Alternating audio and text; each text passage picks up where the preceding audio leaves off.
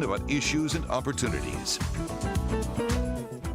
Hey, good Sunday morning and welcome to Bridges. I'm really happy to have you here as always. We are talking about something that I think is extremely important, and I'm sure that you do too, and that is our right to vote and whether we are using that right to vote and what happens when we don't use that right to vote. We are talking today with an amazing young woman. Her name is Petey Talley, and I'm going to tell you just a little bit about Petey. I don't usually read bios, but hers is really pretty amazing. So I'm going to read you just a few things about Petey. Petey is the Secretary Treasurer of the Ohio AFL-CIO, and she's the first woman to hold one of the top two offices in the 56-year history of the Ohio AFL-CIO.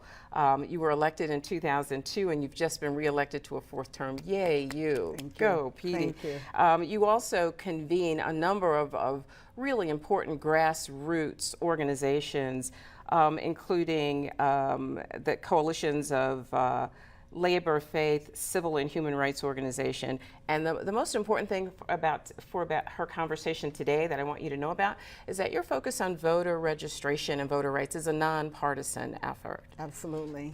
Thank you for that. First of all, let me say thank you so much for having me here today to talk about this very important issue. I'm very passionate about it, so I look forward to our conversation. I do as well. Let's get right to it then. Look, I want to show you some of the data from the last general election. In precincts 2A to 2I, there were 6,834 people registered to vote in those areas. A total of 190 people voted. Look at the numbers in 5A through 5K. Almost 10,000 registered voters in that area. Less than 600 voted. And again, look at 6A to 6I. 8,386 registered to vote, 513. And that was the election in which we elected our mayor. And that was the turnout.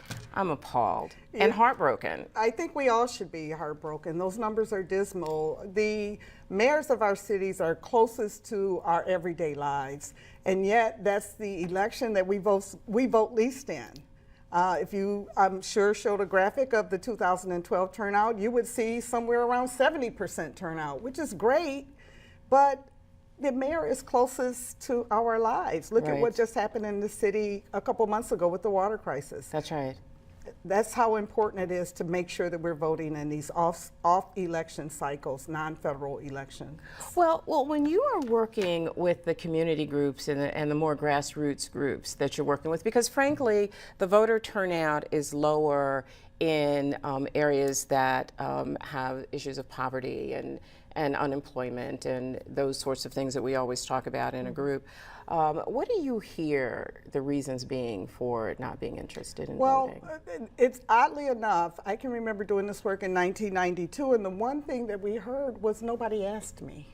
Really? Yes. Nobody has asked me to register to vote, or you hear sometimes it doesn't really matter, but mostly we heard when we went into impoverished areas, no one has asked me, or it's not convenient. I don't know where to go. I don't know how to go about getting registered to vote. So that's why it's important that the work we do at the grassroots levels with this coalition of organizations, civic organizations, is so very, very important because people don't have access or the ability to go where they need to go to get registered. Yeah, we're going to talk a little bit about early voting later, but you know what, and this might be a little bit off the subject, but the reason this is so, one of the reasons this is so important to me is that there was real blood shed in order to allow folks of color the opportunity to vote, real lives lost, and to take it with such a sense of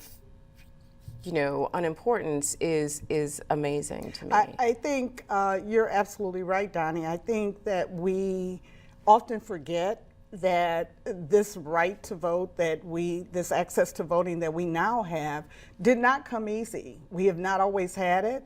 And now that we do have it, we have to really also keep in mind that people shed their blood. They gave their lives to give people who would not necessarily have the right to vote, and we have to remind ourselves of that.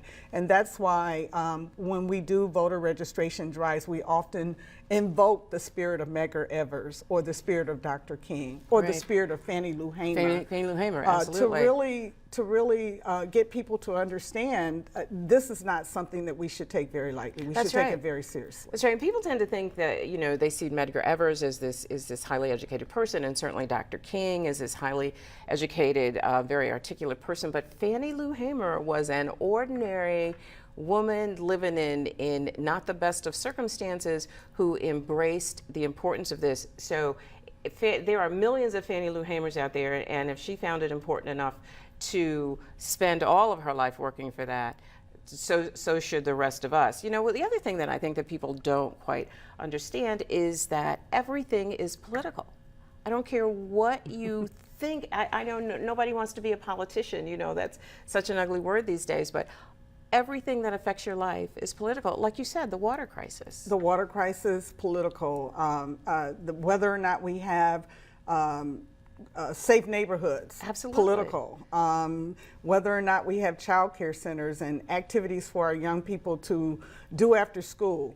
Those are all Political. policy That's right. decisions that are made by people that we send to office, whether it's at the federal level, the state level, or the local level. And how those politicians choose to prioritize those policies, that's what voting is about. Absolutely. That's what voting is about. And so that's why, again, it is so critically important that those underrepresented in our democracy who have the smallest voice have to get their voice elevated. And it's important to do voter registration drives and education activities to make sure that people go and vote, and make sure that the franchise is not suppressed in any way, which has been what we've been witnessing over the last 3 or 4 years. Can we talk about that for a bit? Absolutely. How is, for those folks who have not been following this issue as closely as some others, how is that oppression occurring?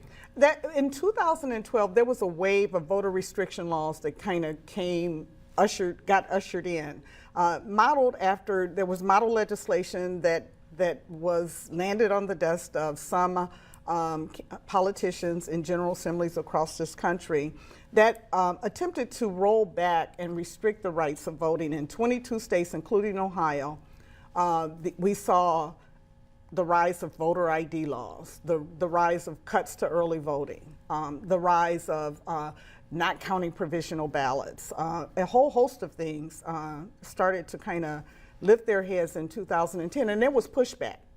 Voting advocates like myself, organizations, spent a lot of time talking to General Assembly members about not putting these kinds of restrictive laws on the books. But in 2013, when we saw the United States Supreme Court decision that gutted portions of the Historic Voting Rights Act, an act that plays a key role in making sure that the right to vote for people of color especially is protected.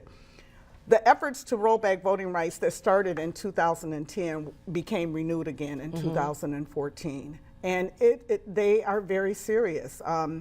We are waiting over the next 4 days to see whether or not the Secretary of State of Ohio will prevail in his effort to repeal the rollback of 35 days of early voting, which is now the case because of a court decision, back to 28 days. I mean, why? I don't know why that's an issue for him. It seems that the people that we elect to office should be expanding the right to vote and not necessarily suppressing. Well, you know, some of the conversation around those kinds of actions, though, are that it's a good thing for some factions of political parties to restrict the access to vote, especially when areas are predominantly one party over another. Politicians basically are pushing these voter suppression and restrictions basically so that they can defeat their opponent.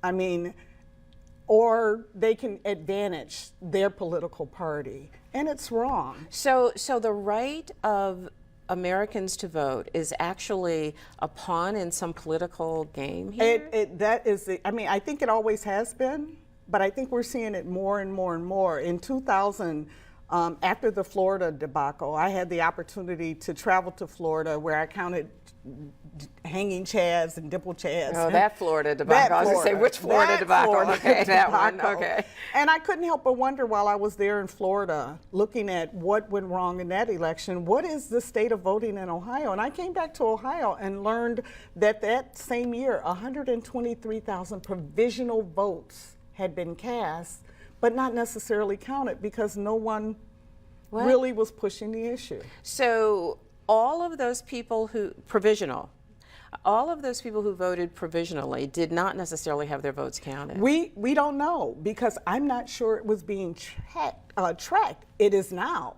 because we learned a very valuable lesson in 2004 when our state's election was on the national spotlight for in a very embarrassing way. And now these voting advocates that I work with, we are making sure that if people are casting provisional ballots, what are the rules to get that provisional ballot changed to a ballot that counts. And we are making sure that we track that and we're exposing when in fact the rules are not applied in a way that gives the voter the benefit of the doubt.